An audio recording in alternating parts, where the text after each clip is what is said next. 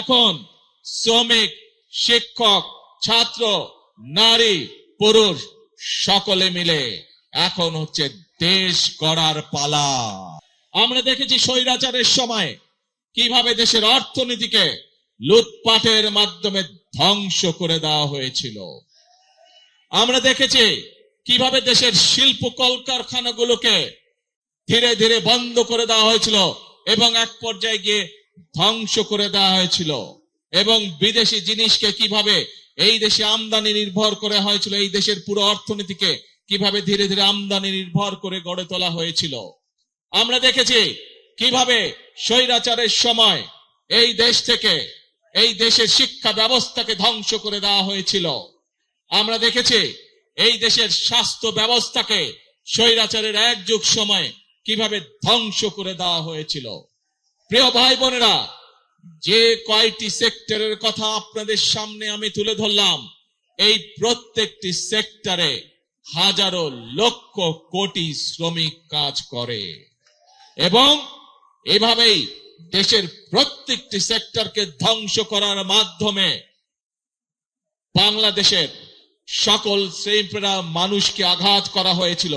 বর্তমান সরকার, বিএনপি সরকার, জনগণের ভোটে নির্বাচিত সরকার, এবং সেই জন্যই সরকার গঠিত হওয়ার পরে সাথে সাথেই আমি সংশ্লিষ্ট ব্যক্তিবর্গকে সাথে নিয়ে বসেছি এবং নির্দেশনা দিয়েছি, এবং আপনারা জানলে খুশি হবেন, এই সপ্তাহে গত এক মাস আগে আমি নির্দেশনা দিয়েছি যে কিভাবে আমরা কত দ্রুত আমরা বন্ধ কলকারখানা কোনটি কোনটি চালু করতে পারবো, যাতে আবার সেই সকল শ্রমিক যারা কর্মসংস্থান হারিয়ে বেকার হয়ে গিয়েছিল সেই সকল শ্রমিকের কর্মের ব্যবস্থা আমরা করতে পারি।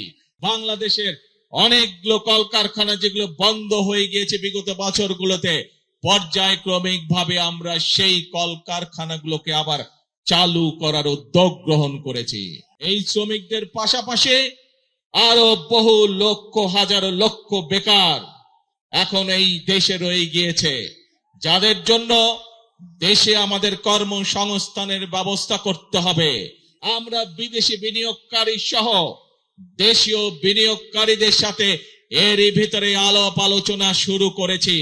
আমরা তাদেরকে উৎসাহ প্রদান করছি, আমরা তাদের বিভিন্ন সমস্যা সমাধানের চেষ্টা করছি, যাতে করে সেই বিনিয়োগকারীরা সে দেশেই হোক অথবা বিদেশি হোক এই দেশে কলকারখানা তৈরি করে। কারণ আমরা জানি এই দেশে কলকারখানা তৈরি হলে এই দেশের শ্রমিকরা কর্মসংস্থানের সুযোগ হবে তাদের। এইখানে রাস্তা, ঢাকা শহরের বিভিন্ন রাস্তায় আপনারা দেখেছেন হকার ভাইরা ছিল, কিন্তু যানজট সহ সাধারণ মানুষের চলাফেরার অসুবিধার জন্য আমরা হকার ভাইদেরকে সরিয়ে দিয়েছি। কিন্তু আমরা এটাও বুঝি তারাও মানুষ, তাদেরও পরিবার আছে, তাদেরকেও চলতে হবে, খেয়ে পড়ে তাদেরকেও বাঁচতে হবে। সেজন্যই আমি সংশ্লিষ্ট কর্তৃপক্ষকে সাথে সাথে নির্দেশনা দিয়েছি যে হকার উচ্ছেদ করলে শুধু হবে না, এই মানুষগুলো যাতে খেয়ে পড়ে বাঁচতে পারে, কর্মসংস্থান মানে ব্যবসা করতে পারে, তারও ব্যবস্থা করতে হবে।